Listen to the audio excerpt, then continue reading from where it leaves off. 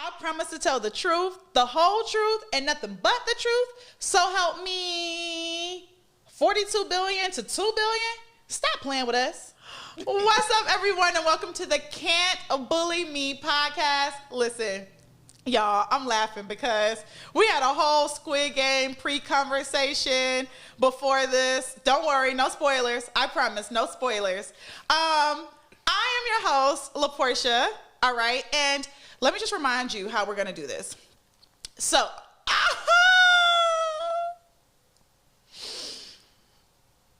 oh, okay, y'all. Sidebar.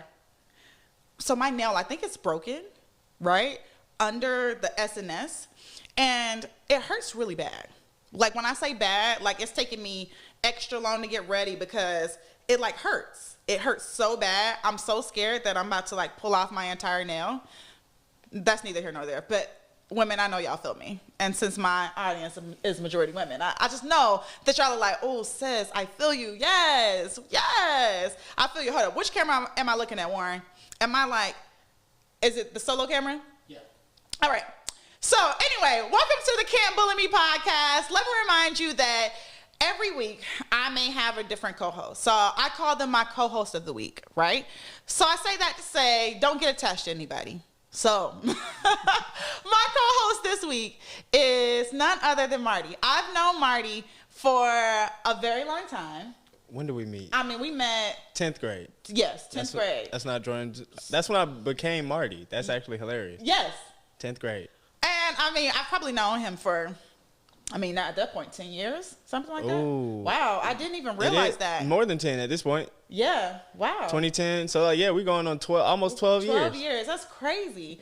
Marty is also in the industry. He's a photographer. Oh, man, we a photographer. What does Kanye call us? A multi-genius. Oh, yeah, we got photography. We got music. Yeah. We got, what else we got? Branding. We got marketing. So that's what I do, like, full-time, day-to-day. You know, work. I run a marketing studio. That whole shit. I love that because you've always been a creative. And it's funny you say that because, like, I feel like I didn't really explore that side of myself until I started to meet you. Well, not meet you, but, you know, around the time. Yeah, no, like, that's crazy to me. You've always been a creative. And I also want to say something else about Can't Bully Me. So Can't Bully Me, as far as my co-hosts go, y'all know that I know a wide range of people. For sure. I mean, like, from literally real life princesses to media personalities to musicians. Yes, I mean, like, I know a wide range of people. For my co-host of the week, I've had some people reach out to me and like, can you interview me here? This is not an interview format, right? This is a conversational format. I'm not here to necessarily interview Marty. We're just kicking the shit. Yeah. And then like talking about different things, and then different things will come up. Needless to say though, you may end up seeing some of the people that I know that you may know that are very, very, very famous sitting here with me, right? I just didn't want to introduce it that way because I don't want anyone to think that this is a particular type of show. Y'all know I do that in my day job life, but in this life, I find different people interesting, right? Like if I meet you at the store and we end up kicking shit in the line and what you had to say was interesting, you can come sit down. So this is not a formal interview type of podcast. Like I need you to have some personality. I need you to have some oomph. I need you to be able to keep up with conversation and give me an interesting take. Everything don't got to be hot. You just got to have one. All right? So that's all I'm saying. Let's get right to it. First segment. Y'all know it's called the group chat.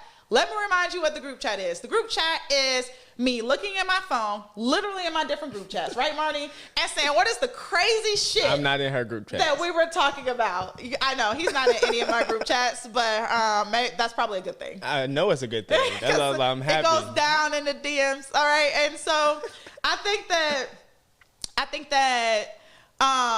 shit, I don't know what I think. I forgot what I was saying. Oh, the group chat. So don't get tired and don't think this this is authentically me, y'all. I done went through so much. I've been doing homework all day. Okay. You have to give a sister a break. The group chat is all about talking about different hot topics if that's what made my group chat, right? But it may be like an interesting conversation that we're having that has has nothing to do with hot topics. So just keep that in mind. This is not my hot topic segment. It's the group chat. First things first. All right. The biggest thing this week was definitely, for sure, the Karen Civil, Jason Lee, Charlamagne thing. All right. So let me explain it to you. Marty said he doesn't really know a lot about that. I say, yeah, no disrespect. No disrespect to any of the parties involved. It's just that, like, I've been watching Squid Game. So y'all been tapped in with Charlamagne Tha God and Karen Civil. But I've been tapped in with, you know. Squid Games. No, but no, tell me more about Karen Civil, because. Okay. So there's somebody at my door. Go around to the other door. Oh, okay. I can't make this shit up. Y'all, there was a whole situation behind the scenes with the food, a locked door, and a big man that can't get in. All right? There was, it was like all going down. But it's fine. It's fine. Now we're back. Karen Civil, Jason Lee, Charlamagne. Full disclosure, because I don't want to lie. I'm Charlamagne's niece. All right? Like, so before we even enter this conversation, I'm going to let y'all know right now, I'm entering it with a certain amount of bias. And I'm okay with that. Okay. I'm entering it with a certain amount of bias because I know him. So I know the way this went down. All right, so I'm going to need, can I get an unbiased, unfiltered, raw story? Just give me the spark notes real quick. Here's what happened.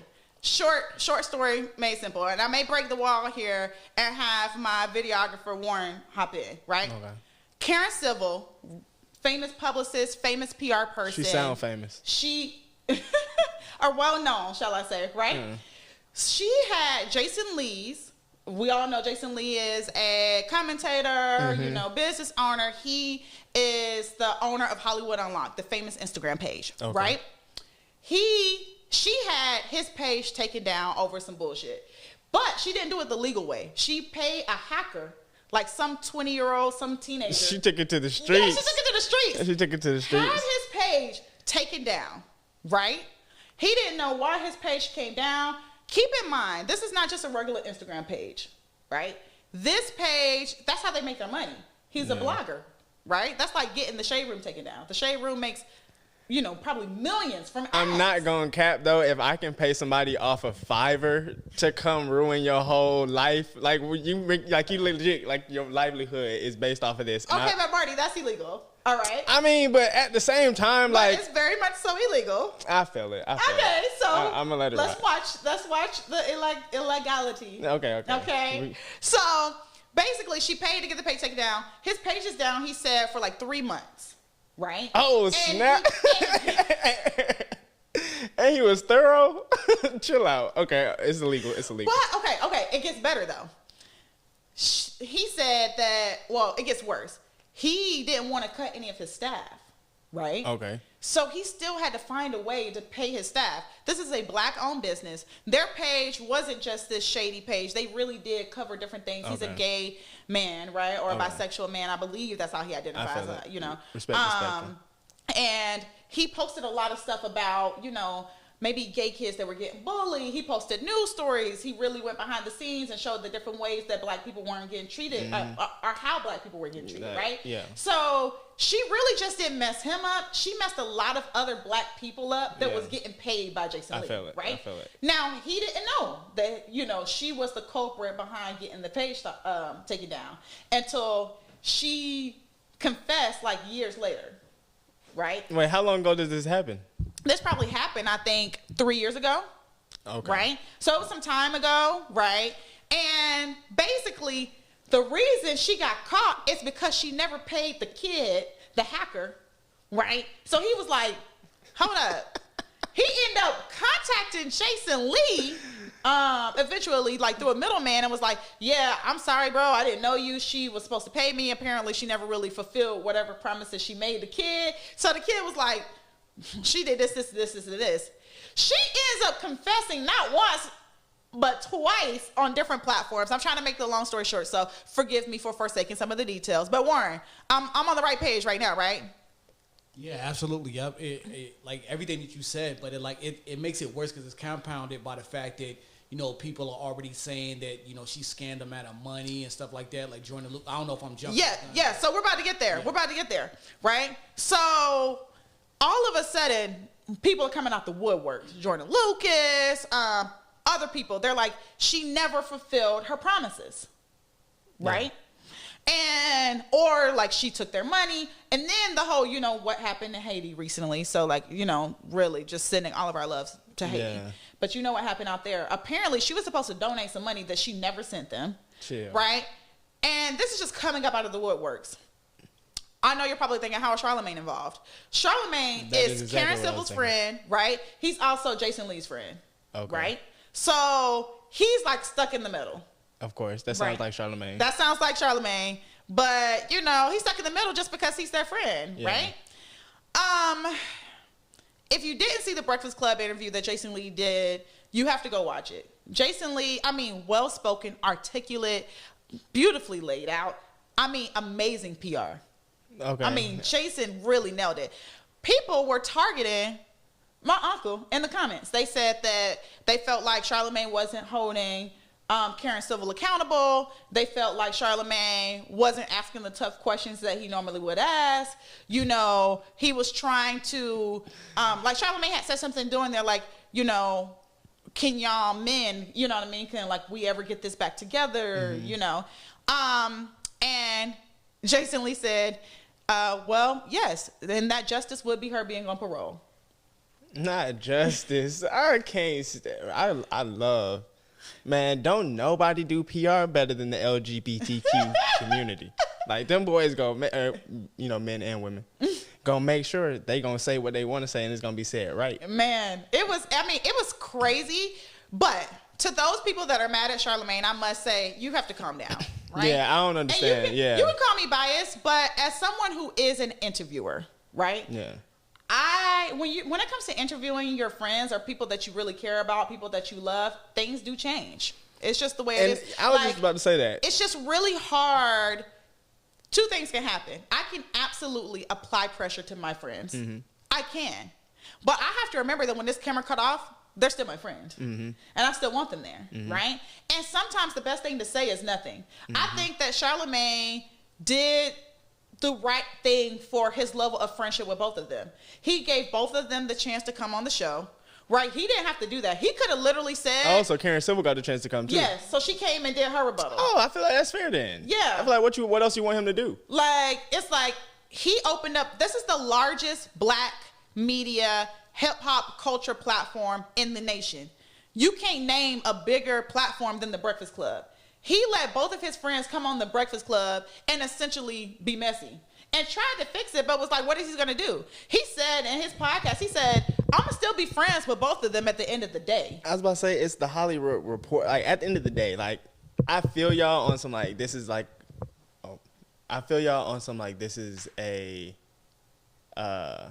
what is, like, you know, there are a lot of people that are helped with by his publication. But I was like, at the end of the day, that's like, you know, I felt bad for Wendy Williams when she was going through what she was going through. But it's like, Wendy Williams, your entire livelihood is based off of mess. Yeah, so it's like, when your mess hits the fan, like, it's like, I feel bad for you, but it's like, bro, like, come on, Jason Lee, like, this is a huge platform, and it's like, now all of it, it's like, it just, I feel y'all, but I feel like Karen Civil, she's shiesty, and she really not even moving shiesty right, because she should have just paid. No, first of all, let me tell you where Karen Civil went wrong.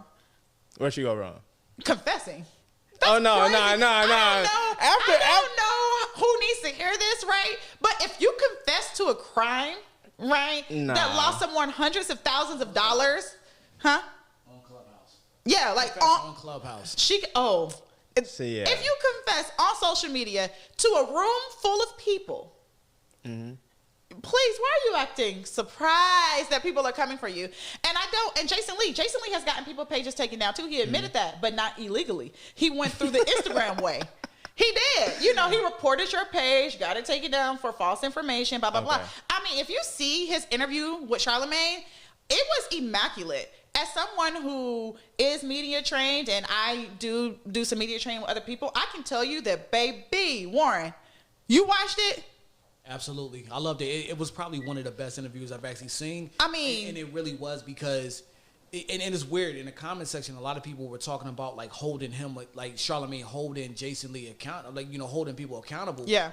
But just like you said, nobody in the comments making those suggestions would ever hold their friends accountable publicly like that. Yeah. Or if they did, I wouldn't want a friend like that. Like behind the scenes, tell me if I did something wrong, but don't just like blast me in front of everybody. That's millions weird. of people. And I can tell you this, I really feel, I mean, as someone who has a very close relationship with Charlamagne, I can tell you that he really is one of the nicest people you'll ever meet. You know, I don't know if he's okay with me telling people that, but that sounds like a little bit of that bias you was talking about earlier. But you know, he really is one of the nicest people you'll ever meet. But right, like he's amazing on the mic. But when the mic involves your friends, I have no question whatsoever that Charlamagne could have lit both Karen and Jason up. But for the sake of the friendship and for the sake of, you know what, this ain't even my mess to sort out because it's some real messy shit.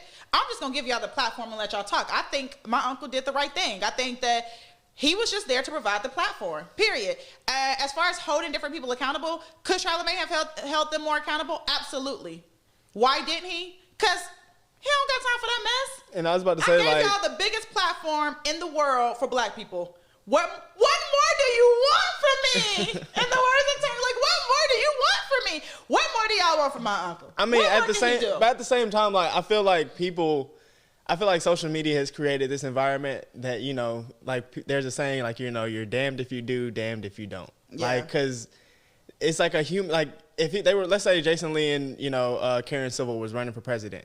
We wouldn't have Charlamagne Tha God mediating that because of the bias that he has between these people. So it's like if he does the interview and it's like those biases do show up and he tries his best to kind of like be a middle ground and be neutral, then it's a problem. Like, you didn't press them hard enough. Had he pressed them hard enough, it'd have been like, dang, bro, like, why you go so hard? You supposed to be their friend, bro. Like, Charlamagne's so messy, bro. This is blah, blah, blah. So I'm just like, bro, the fact that he even did it, I feel like it's just like commends him on the type of friend that he is. And I don't know. I know that a lot of people aren't in the media industry, so y'all don't know how this works, but he didn't have to do it. No. Let me be very clear.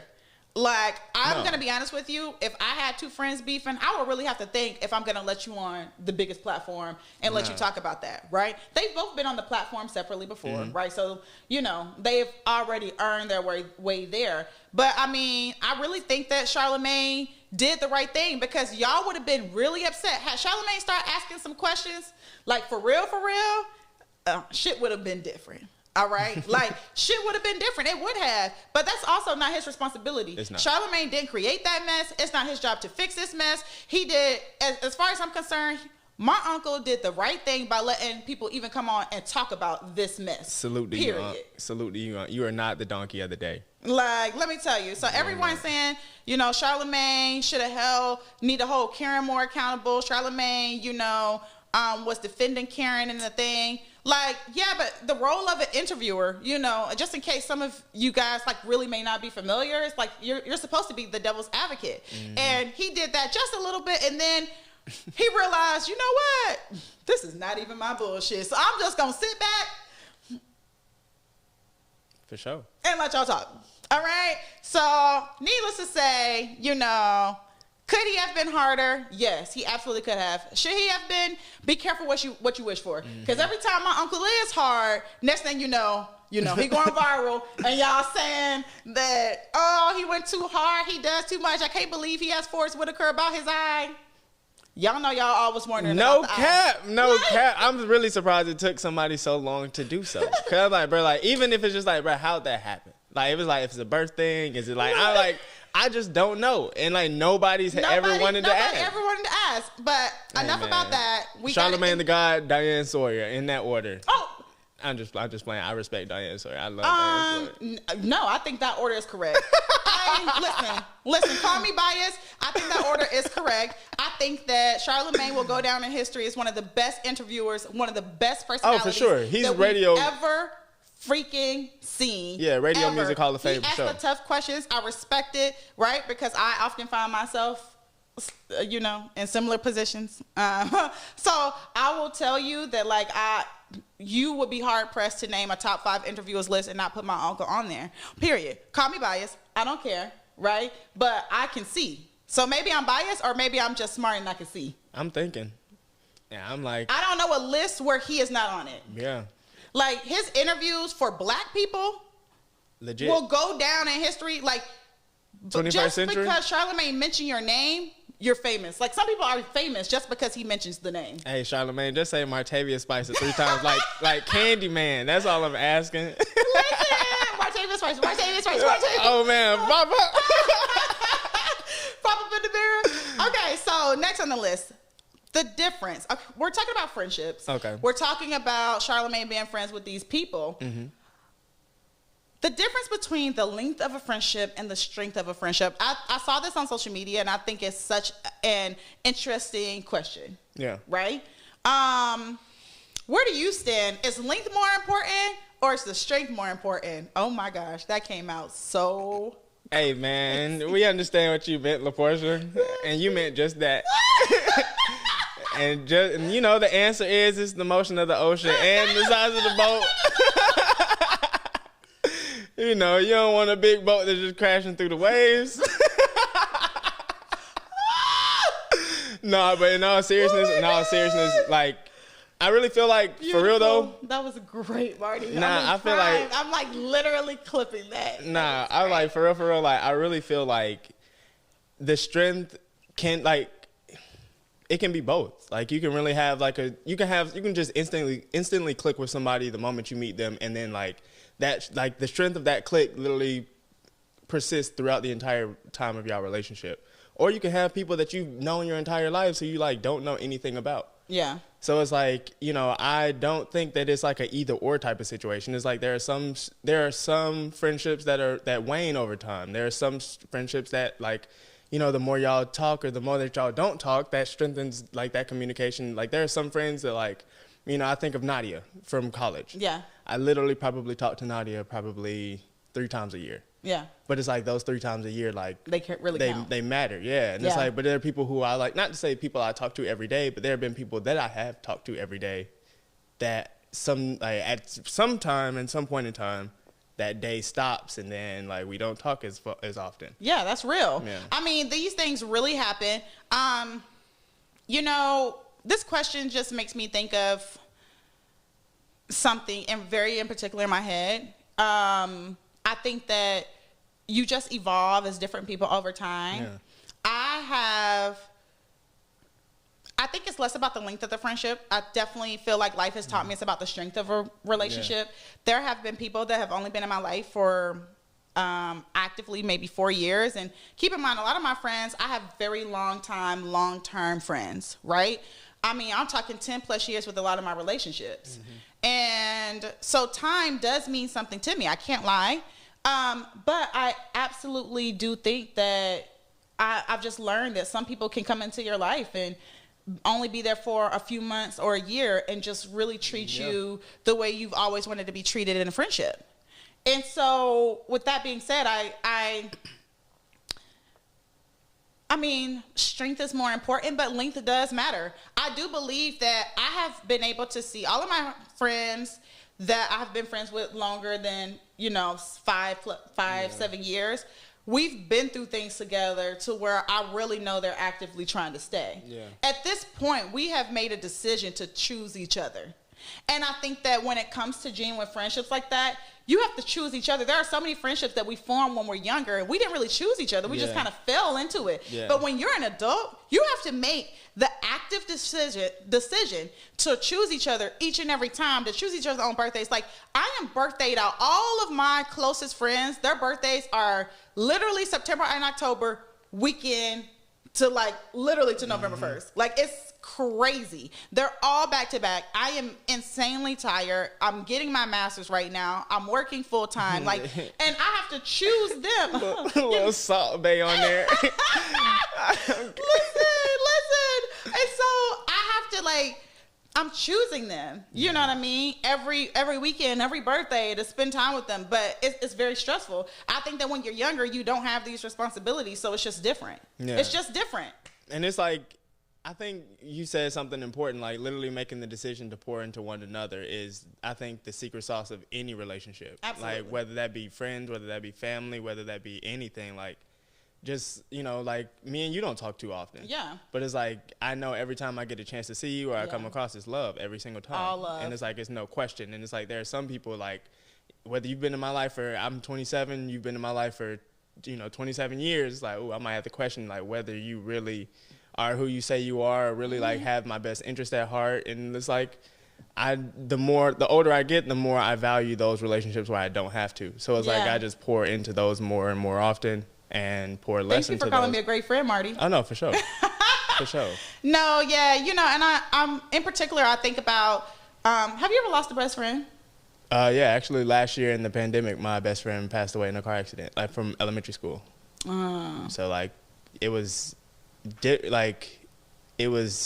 hard to process because like I don't talk to. He's somebody who like I went through the same thing. Yeah, it's like from kindergarten. Summer. Rest in peace. Oh man, rest in peace, Summer, for real.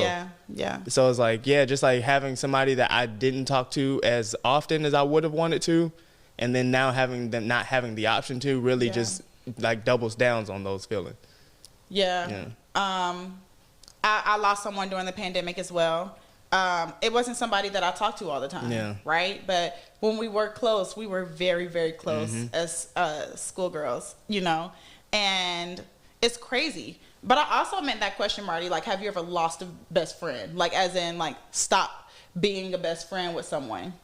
I feel like I've like the idea of like best friends always kind of like been kind of weird to me because it's like interesting. Talk to me about that. Like, cause it's kind of like MySpace when folks used to like rank their friends. Oh it's yeah, like I was my all top, up on there. I like, would hit you up. Oh man, if our rank wasn't the same, shawty, man, baby, you coming out my top 10. Tom is number 1. I thank God till this day that's an era of social media that I just missed. Like, I literally was the person that, like, because I didn't have like a for real MySpace where like my profile pictures and all that, like I could go and find my friends' like old MySpace photos and use them to embarrass them. But like, nah, it's just like best friends always like there are friends like right now I know I have a best friend. Like if I were to get married tomorrow, like who would be my best man? Yeah. I know who that person is. You know who it is. Yeah, but it's like that's also somebody who I'm pretty sure no matter, we've gotten to a point where it's like we'll fight, we'll be whatever, but it's like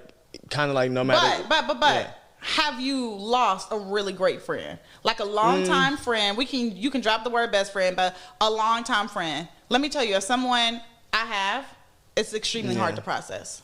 It's like a breakup? Yes. No. It's worse than a breakup. Yeah. I mean, losing a best friend, I know a lot of people can relate to this.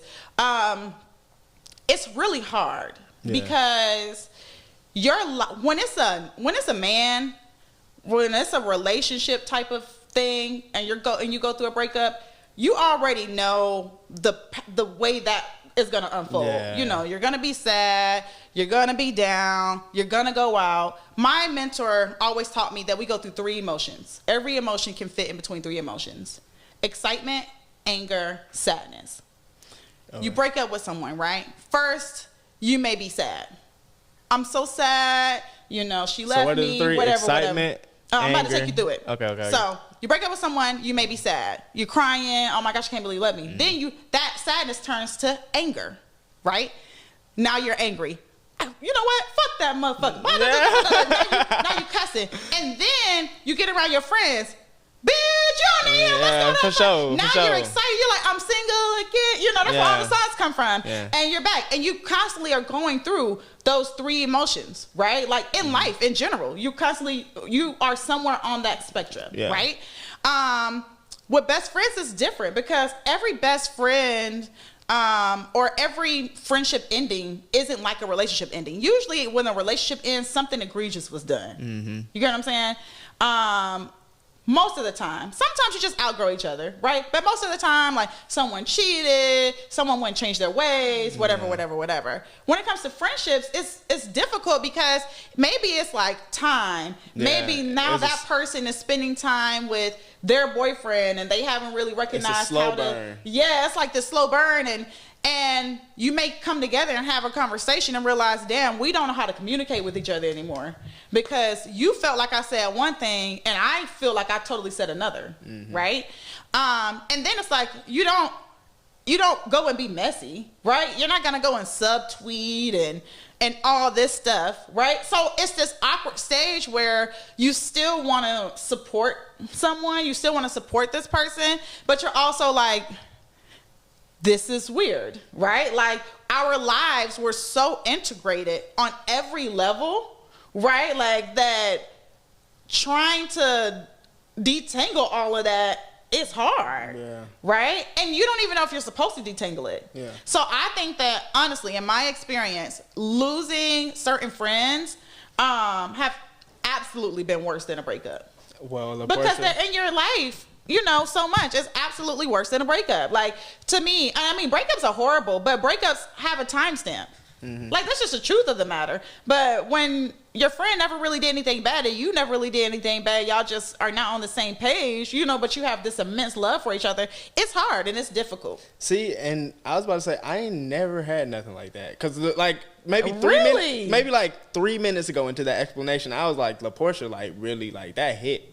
I was like, I ain't never, like, and I feel like maybe it's because even longtime friends that, like, I don't talk to as much. Yeah. Like, I don't feel like it's like a resting, like, it's like they're gone forever. It's like maybe this season of our lives or whatever, like, maybe this is the end, or maybe I just haven't recognized it to be so. Yeah. But it's just like, I just kind of, I don't know, because like you said, it's a slow burn, so it's like before. It's like, I think it's for me, I'll realize, like, dang, I ain't talked to so-and-so in, like, 6 months. Yeah. It's like, I'll hit them up, they don't hit me back, like, dang. And then before, and this is another 6 months, and it's like. And see, for me, I'm very involved with my friends, right? Like, my friends, I know a lot of people, and a lot of people know me, and I'm a good person to a majority of people, right? But my friends, that's like a sacred thing for me. My friends have been through things that no one else in my life have, no family, no, you know what I mean? Just especially with the things we're trying to do, like generational wealth. We're really trying to make it, and my friends have been there. And so when I lose a friend, it's hard. Losing a friend is difficult. And of course, we're not talking about death right now. Of course, that's hard. But like, losing a friend is difficult because you're like, damn, like, we spent so much time together. We were so engaged with each other. We were all of these things, and now it just didn't work out. Do you not feel like do you not feel like there's no hope of in the future, like, with the relationship that's something like that it could come back? Or is it like, nah, bro, like, once that ship is sailed, like, it's over with?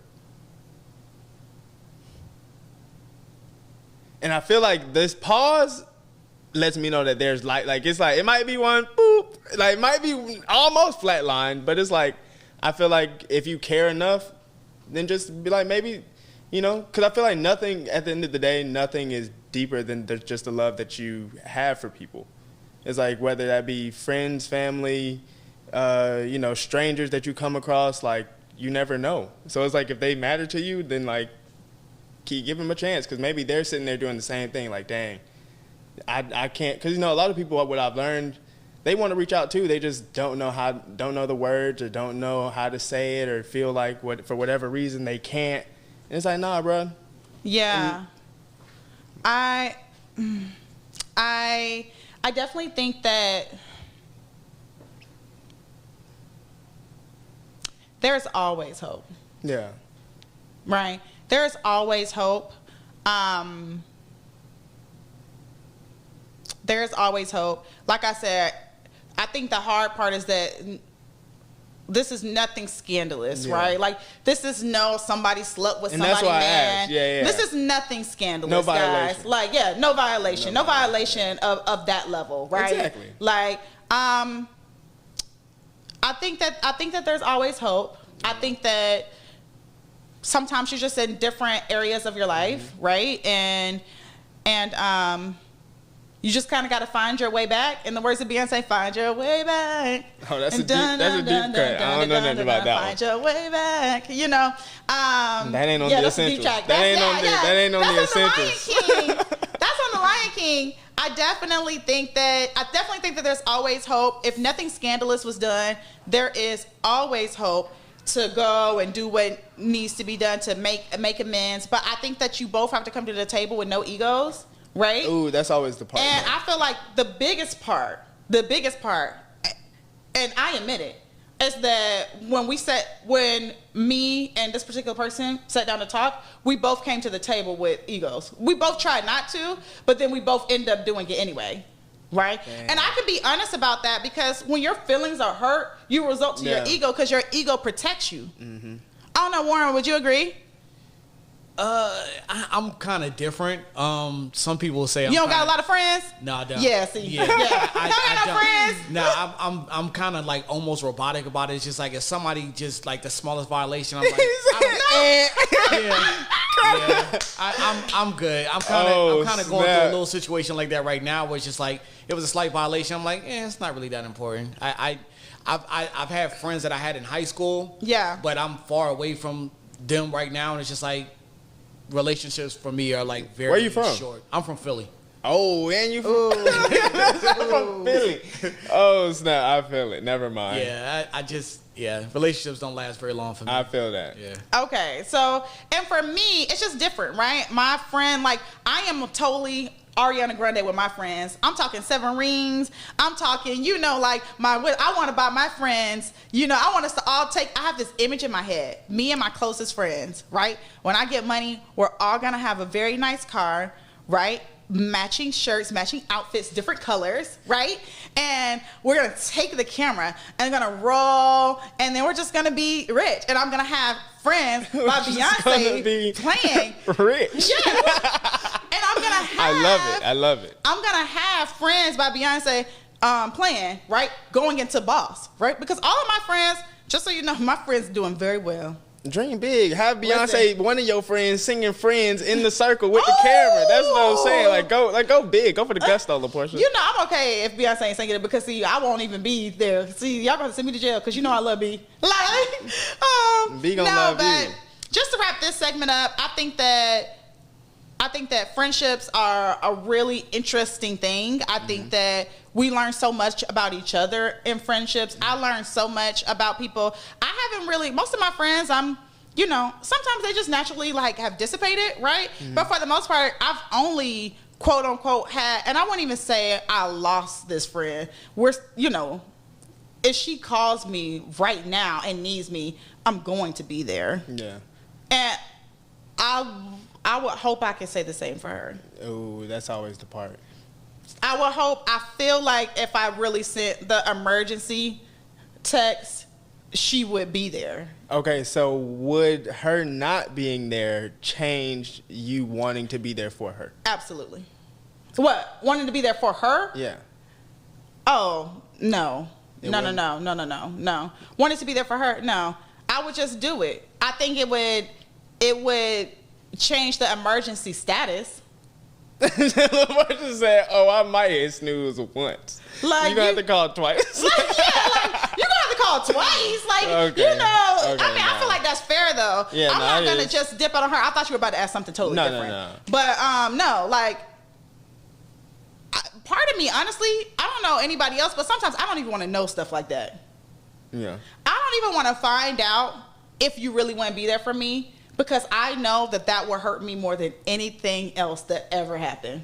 I mean, but when it comes to certain people, I really don't have. I have a lot of faith in humanity, but at the same time, I have none. Right. So for my actual friends, there are some things I would not want to find out when things are going rocky, because I think that would hurt. I mean, I feel like you never find out until those times are rocky. Because it's like, nobody's ever going to be like, would you be there for me? Like, nah. Yeah. I don't think so. I don't know. I tell people now, I tell people honestly, I'm at my friendship capacity. I don't have time to be, the type of friend that I like to be the friends to everyone. So I'm not trying to hang out with everyone. And it's not personal. It's really not. I just don't have time for us to become close friends, because I'm already full. Yeah. I'm stacked. I got a full staff employee. Yeah. I mean, I got all my employees, at work. I'm fully staffed is what I'm trying to say. I'm fully staffed. So, there's that. All right, let's go to the next thing. Well, I'm pretty sure I'll have deeper conversations about friendship later. But... moral of the story, keep it long, keep it strong, and LaPorsche will be satisfied. Let's not rock the boat. Okay, so next thing. thing. The photog who deleted the pictures at the wedding. Now, let me tell you guys about this one. Basically, there was this photographer, right? His friends came to him and was like, can you shoot my wedding for $250? Which is egregious. I mean, $250 for a wedding is...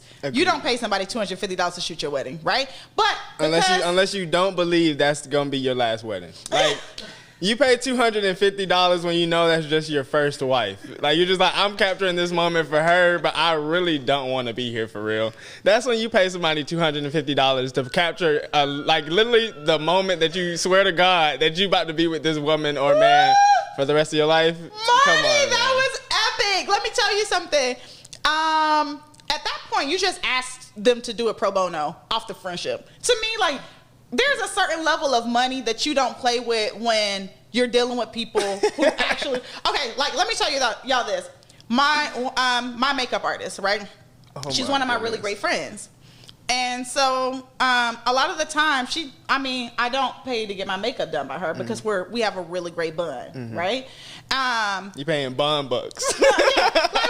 Yeah, we have a really great bond bucks, like for sure, like bestie bucks. Like, I'm so sorry that your best friend isn't a makeup artist, but one of mine is, right? I feel it. And so, with that being said, though, I still like to send her something sometime, or I'll make sure like her birthday gift is like, with the cost of the many times that I would have, that's the budget, right? And so it's weird though, because I feel like I would never just send her $20. Yeah. You get what I'm saying? That's because that's a weird money amount. Because she's just like, well, girl, why would you send me like, you know what I mean? Yeah, like, what I'm going to do with this? Like what? Buy your lipstick? Like, you know what I mean? It's weird. And so, anyway, at this wedding, here's how it all unfolded. He's taking the pictures all day. We're talking 10 to 11-hour days, right? Or 11-hour day. He gets to the wedding. He said he had 2 things of water. He was out of it. Of course, he's running around. Photographer. Let me tell you something. People behind the scenes, photographers, videographers, they do a lot, right? I mean, it's hot. As someone who was an MMJ, that's a multimedia journalist, I had to carry around this equipment. You're setting up. You're fixing everything. Like, that is not an easy feat. Definitely, like, much respect to all of y'all. And special shout out to mine, Warren. Okay, shout out. And so I think that, anyways, the food is coming out, right? And he's it's probably chicken tenders and Chick-fil-A Mac. Yeah, because if they was only paying $250 for the the food probably Golden Corral catered. Yeah, Ryan's up in that bitch. Ryan's $250 for the food, $250 for the photos. We on budget. Listen. $2.50 for the dress. Oh man. Probably didn't pay nothing for the ring. $250 for the dress. No, she bought her own dress. No, the man did not contribute to that. So he's like, I'm hungry. Can I get a plate? They tell this man, I kid you not, someone when he was about to eat, they say, according to him, you're supposed to be working, not eating the food. That could nobody who was aware of the budget would have fixed their lips to say that. There is no. Here's my thing. My grandma always told me when somebody is hungry and you have food, feed them. Oh, and I already know by the story. All of these characters involved are Caucasian. No, let me tell you something. I've never seen that happen with black people. I would be extremely surprised. Because I'm telling you, this was like black people involved. I know the photographer's not African American because he put the food back. No. I know no black woman would have fixed their lips to say something to you in that tone at a wedding, knowing you was working. They wouldn't have said, get back to work. That sounds like a 50-year-old Caucasian woman line. Get back to work. They've been saying that for centuries. No. And the fact that these folks didn't say, oh my gosh, who said that to you? Go, boy, if you don't go get you something to eat. No, I know these folks who got married were not African American. All of these people, they know. Marty, you just did that. Because let me tell you something. I literally can't imagine. I went to a wedding recently. I cannot imagine seeing someone working, taking photos, and someone literally telling them you can't eat. There's no way in my black woman ass body that I'm going to let you, I don't give a damn if I'm guest number 459 at the motherfucking wedding. 456. I'm going to be like, excuse me. This man has been working. He's going to eat. Black women, we don't play like that. Like that whole I ain't food gonna, thing, I ain't gonna why cap. would we You play know, that? it's gonna be some bystander effect on me if I'm guest, 456. And, I just barely got in here on my own. I may not stand up and be like, hey, bro, feed the photographer. But, at my wedding, for sure, like, bro, if you're working, like, because I know. I don't even know. Like, it's standard to See, but that's the feed thing. crew. Like, no, I was talking to, that's insane. shout out to my guy, Drayton. Because he was like, that's why I include, because he was the person who reposted that story to make me aware of it. Uh-huh. He was like, that's why I always include food in my wedding contracts. He was like, because I was like, bro, like, I couldn't Oh, imagine. did he say that? Yeah, that he was like, happens? no, he was like, he has to include it because he was like, otherwise people will not feed him. And I'm just like, bro, like, there's no way I'm not grabbing that. Like, I feel like if you that picky about it, bro, no way I'm eating nothing. I'm eating chicken cutlets. There is no way. Let me tell you something. No way. I don't know what ghetto ass. I don't know. Let me not even say ghetto because that's a disgrace to ghetto. Because in the ghetto we feed each other. 100%. Even if we don't have nothing, we still make a way and we feed each other. 100%. I don't know what type of privileged shit y'all got going on to where y'all have crew and staff at y'all weddings, and I get it. You're paying for a service, and maybe you pay $2,000, $4,000, for the beautiful videographer package and all day. I get that. It's very expensive, but No, see, that's the thing. That's the thing. It's not very expensive if you paid $250. It's not. No, I'm talking about for the people that pay $2,000, $4,000 for the package. They may be feeling like, well, listen, I just paid for a $7,000 wedding package, and oh yeah, you paid me. You said you paid me $7 bands. Oh, for sure. We pulling up with the chicken sandwiches in our pocket. The record button won't stop. Listen, But you don't even gotta go through all that. $250, bro. And you yelling at me because I'm trying to get like one of your tartars or like whatever y'all got on the plate. Like, bro, I promise you, I'm smashed. I will knock all this food over, and y'all won't get none of this footage. No. So the guy, to end the story, because we keep getting distracted by these amazing takes, is that like to end the story, he ends up saying okay and deletes all the footage he took that day. 100%. Let me tell you something, Petty, Mr. Petty. I don't know. That's a lesson learned. You cannot treat people that way. I also think that the wrong time to tell somebody something is while you're recording. There's a certain time in which when I'm on this side of the camera, I don't have the power, and I know that. All right? No. There's a certain time where you just don't yell at people. All right? Like, I'm going to be real with you. Warren has the footage right now. All right? There's a certain amount of time I'm not saying shit to Warren. I'm just gonna keep it 100 with you. Warren can do whatever the fuck he wants to do, and I'm gonna be quiet until I have this motherfucking footage. Man, all right? LaPorche. Just, I'm gonna build a whole target audience off of you on Facebook because I need to find as many people like you as possible. Because I'm telling you, that's not the norm. But I'm telling you, I don't understand that norm. because, like, you have to know. You can create power for yourself in any situation, but sometimes it's not meant to be there. Right now, I'm meant to do my job, right? And someone else is doing theirs. And the wrong time for me to tell Warren that I hate his footage is at this very second right now. Man. This is not the time. I don't know who needs to hear it, but this ain't the time, sis. You wait.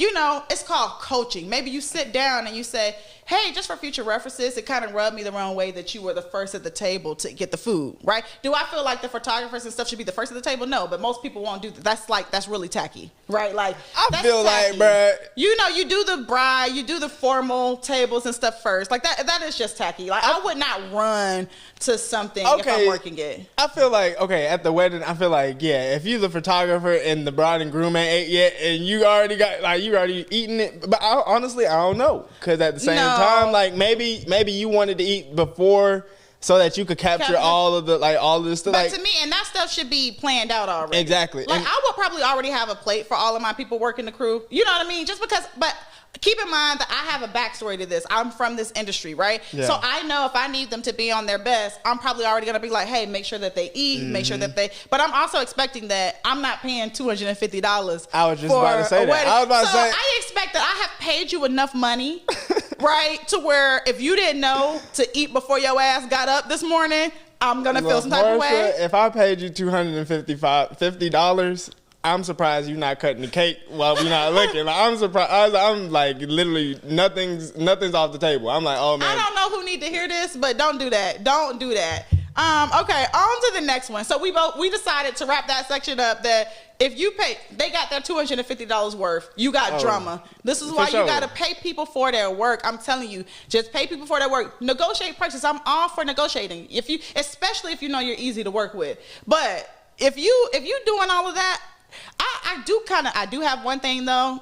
I hope that he really didn't delete them. Well, I hope that was for dramatic effect. Oh no, they gone. I'm telling you, they gone. They disrespected this man by saying, "Bro, you can't even eat with us." And I'm telling you, if it's a Caucasian wedding, you know it wasn't. You know what that food was hitting on. You know that they had craisins in the cranberry salad. And the craisins in the cranberry salad. I don't even know what cranberry salad is. Man, listen. Okay, so we're gonna take a break. We'll be right back. Welcome back, everyone, to the Can't Bully Me podcast. All right, so now we're getting into our facts versus feelings segment. Let me slow down while I'm talking. As y'all can see, my mind is on my next thing already. Defining thing about this podcast, right, is that I am a professional journalist, and I oftentimes see a lot of misinformation out there about certain things, and I really want to work to break down the facts and break down how we feel about them, because they are two totally different things, right? Like, just because we feel one way, that doesn't mean that that's always the facts. And I want to keep that in mind. So the thing we're covering today is this HBCU funding thing, right? There have been a lot of claims made, Marty, about this HBCU funding. And what was said was that it was something where around $45 billion that Biden had promised to give to HBCUs across the nation. As we know, HBCU stands for Historically Black Colleges and Universities, right?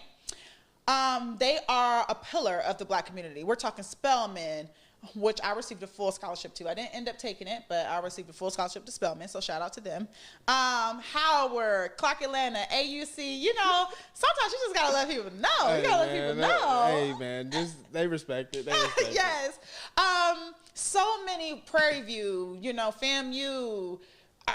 Somebody about to be mad at me because I'm not Southern. Like, I was about to say, we went to a PWI, and shout out to HBCU, shout out to PWI, shout out to educating our people. Yeah. But it's only like 14 strong HBCUs, and Marty, I feel like 14. Nah, hell nah. Marty, tread lightly. You ain't about No, I could not. I got some homies. I got the whole list. I just want to say, I am not saying what he's saying. Marty is on his own. I will put his Instagram right down here. Follow me at Maester Marty V. It's a picture of Itachi Uchiha. It's me though. It's a public page. Comment. All the Charlamagne hate. Is not about to get me caught up. In I love. There's only 14 strong ones. Man, let's keep it a band, people. Let's keep it a band, because I had homies who went to Concordia, Alabama. Like, first of all, getting educated in Alabama already. We gonna keep it a band. I'm gonna leave it alone because that's some bias. So I'm gonna just let you cook. Yeah. So I do not stand with Marty. So I love HBCUs. I love HBCUs. I want you to know right now, LaPorsche, her. She's not gonna make me the poster child. Listen. You can't bully me, but you can bully him. No, you can't bully us. You can't bully us podcast. You can't bully me, but you can bully him, because I ain't say that. Okay, back to it, right? So let's go over some of the claims. I'm going to look down at some of my notes and read them out. As part of the initial $3.5 trillion budget reconciliation proposal, Biden included $45 billion in a new funding for historically Black colleges and universities and other higher education institutions that serve minorities. I currently am getting my master's from Texas State University, and it is I forgot the acronym. It's predominantly Hispanic. The acronym, forgive me, is slipping my mind right now. So the money will also go to HMCUs. Chill out. We do not have historically Mexican colleges and universities. Why did you say Mexican? Because you said take it back. I do. I take it back. I immediately take that back because okay. Stop Latino hate. Stop Asian hate. All that. Period. Okay. As a matter of fact, Marty, stop talking. I got you. Okay. I can't make this shit up, y'all. I swear to God. Because I was like, you said there. I didn't mean to say Mexican, but I was like, I didn't even know there was and don't get me wrong. Now, at the college that I attend, the university I attend, it is predominantly Mexican. That statement is correct within the context of my particular college, but not for the overall look. So don't say nothing. Just stop, because you can't bully me, but they can bully you. So let's keep that in mind. Okay, so the latest news reports that Biden's proposal, the $45 billion for HBCUs, could be reduced by congressional Democrats to $2 billion, right?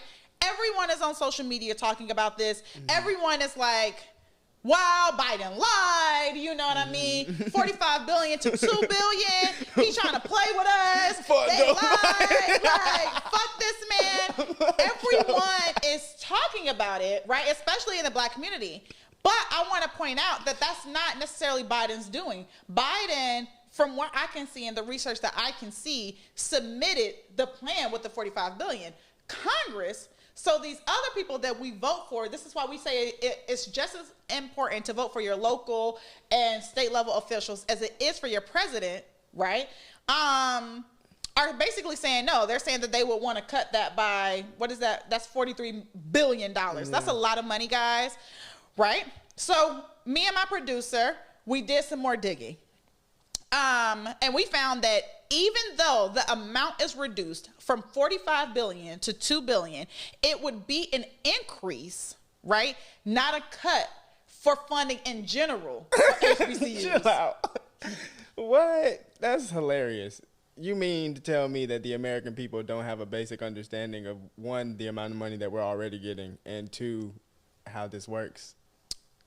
Yes, that is. So technically, right? And please feel free to correct me if I'm wrong. We did this research, like 30 minutes to an hour before. We found that it's still an increase from what I guess was originally happening in the first place for this particular budget. But it doesn't matter. Let's go into the feelings, how we're feeling about this. Yeah. So I said the facts. That's what we found. I am more than willing to do more research. But before we just start saying, coming for Joe Biden, and listen, I'm not here to protect Joe Biden. Let me make that very clear. I don't have a problem saying my bias, and that's not one of them. But I am someone who I like to operate in facts, right? Yeah. And I've been seeing the Shade Room and the Neighborhood Talking, all these different people talking about this plan, but in actuality, right, it's a decrease from the proposal, but an increase in actual life, right? How do I feel about that? It may not be a cut, because you can't cut what you never had, right? But you can cut the spirit of the community and of the people. And if you ran on something, right, to cut that by $43 billion is an insult. Yeah. $43 billion is an insult. And I'm pretty sure if I wanted to, and I may make a short video about this, the evolution of this segment is doing short snippet videos, just so you guys know. I feel you. It's, you know what I mean? Like, you can't cut what you never had, but you can cut the spirit. Yeah, it's giving 40 acres and a mule. And it's giving, you told me 40 acres and a mule, but you gave me nothing in Jim Crow. Yeah, for sure. Because I was like, I feel like that, I laughed, but it's like, I'm pretty sure it was an incremental increase. I'm pretty sure it was an increase of like, what, maybe 2, 3, 4, 5%. There's no telling. I'm pretty sure if I do more research, Marty, I'll find more. I'm sure it's a single digit. Yeah. It's giving 40 acre and a mule, right? And instead of the 40 acres and a mule, you gave me Jim Crow. For sure. And segregation.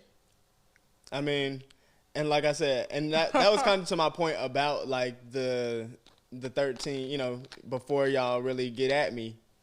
Like, that was my point. Like, when you think of HBCUs, like, you really only think of, there are over 100, 200 HBCUs out there.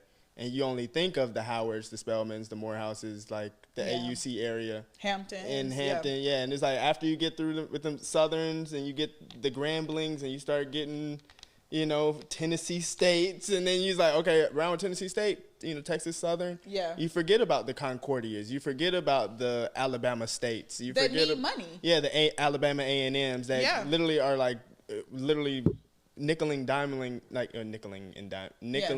diming their students and everything to like literally stay above the surface. And then when I tell you that the University of Georgia, I've seen checks at our school for over $1 point something billion. Oh, So it's like, that's just our institution. Our endowment is crazy. So to say, I don't, let me just put this in perspective. Yeah. I'm not even going to tell you the number. I'm just going to say Google Harvard's endowment. Yeah.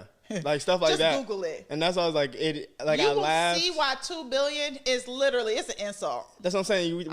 We throw these numbers around, and they throw these numbers back at us like, oh, it's an increase. And it's like, you literally, like, I learned in statistics that context with the statistics is the most important part of statistics. Like, I can literally think hard enough, and I can come up with numbers that support my claims and support my ideas. But if I don't provide you these other claims, like, yeah, man, we only giving you $2 billion, but we gave you $1 billion last year. But the University of Georgia itself is bringing in more than you're giving all HBCUs in the entire country. Like, I'm looking at Harvard's endowment right now, guys, on Fortune. It got a T or it got a B? It got a B. Okay, I thought it was. Guess how much Harvard's endowment is? $42 billion, and that's that's reported. Yeah, that's what I'm saying. Yeah. That's reported. You didn't even give us the price of one institution, one Ivy League institution. You know, so I really feel like people who attended HBCUs have a right to be upset. I feel like Black people in general should be upset about this. I absolutely support HBCUs. I do believe in giving money to HBCUs. Support HBCUs. That's like LaPorsche really trying to make this gap between me and HBCUs. There is no hate. I love all HBCUs. I have traveled to many HBCUs. I have helped a lot of people get into schools at HBCUs. Listen, I chose my college because of the journalism program, because of the media program. Yeah. It was really hard to turn that program down. We're one of the top programs in the nation. The Grady School of Journalism is named after a very, very, very, very racist man, right? Mm-hmm. So I don't support him, but I would be lying if I told you that the college itself, right, has evolved and it's one of the best in the nation and gave me a platform to be able to do this today, right? I went from that college, right, to CBS to NBC, right, by the age of 26. For real. Well, actually, by the age of 24, I was already operating in the top 10 market. So, that's a really big deal. That's it for Facts versus Feelings today. I cannot believe that Harvard has a freaking endowment of $42 billion. And they trying to give $2 billion to all. I don't even know. I haven't looked into what the breakdown of this $2 billion would be. Because to your point, though, to Marty's point, if you're only going to give it to the Spelmans and the Howards and all of that again, and the Clark, it's not fair to all of the other colleges out there that provide a place and space for Black students to go to school, feel comfortable, and receive an adequate education. Mm-hmm. And it's sad because these schools have to charge the students. Oh, yeah. Because it's not that they want to do that, but how else can they keep the lights on in the place? You can't even compete and get the best professors to come because you don't have the funding to pay. Mm-hmm. So this funding is needed, and $2 billion is an insult. So although the research that we did said that it's still an increase in general, right, for this specific thing, so don't go pulling out other things on me. For this specific things, it's an increase in general. It's still a slap in the face. And, I mean, we're not going to forget this in the next election, and don't expect that we will. And absolutely. And also, let's just get a guy in office that actually invests in education, period. Because I feel like even when we compare Harvard's endowment and UGA's and all these $42 billion, we're probably spending quintuple that in military defense spending. So it's but in all these education, we're literally probably spending 18% of our total budget. That's definitely probably not a fact, more of the feeling, but definitely a feeling. Yeah, but for sure, I just feel let's keep all of this in context and let's just really push education and educating our people and giving us the space to get these opportunities, like LaPorsche said, whether you go to an HBCU, PWI, or trade school or whatever. Just we live in a space where opportunity is abundant, and for so long these opportunities have been gatekept by specific individuals, and no matter whether that's generally white, and male. They generally have penises. For sure. Penis white people, we definitely be out here eating off the bare fact that we got what we got. But, I just feel make space for more people, make space for more opportunities. And we make this space by spending money. That's just the way it is. So especially in America. This is a capitalist society, but this is also a society that I believe have shown redemption in a multitude of ways. Oh, yeah. That is it for Facts versus Feelings. We'll be right back. Welcome back, everyone. Welcome back to the Can't Bully Me podcast. I always love to end on a positive note. And I know this episode was a little bit longer, but we also had a lot of fun. I think I can say that. And I think Marty would say the same thing. I would absolutely say the same thing. And so we're going to end on the affirmation of the day. The affirmation of the day today is baby steps to bigger steps, but it all gets done with consistent steps. All right? Always. Ashe. Baby steps to bigger steps, but they all get done with consistent steps. It only takes one yes. You can receive so many no's, but it only takes one yes. Believe me, I've seen it. All right? So always remember, guys, you can't bully me, you can't bully Marty, and they damn sure can't bully you. Thank you so much for listening. I appreciate it.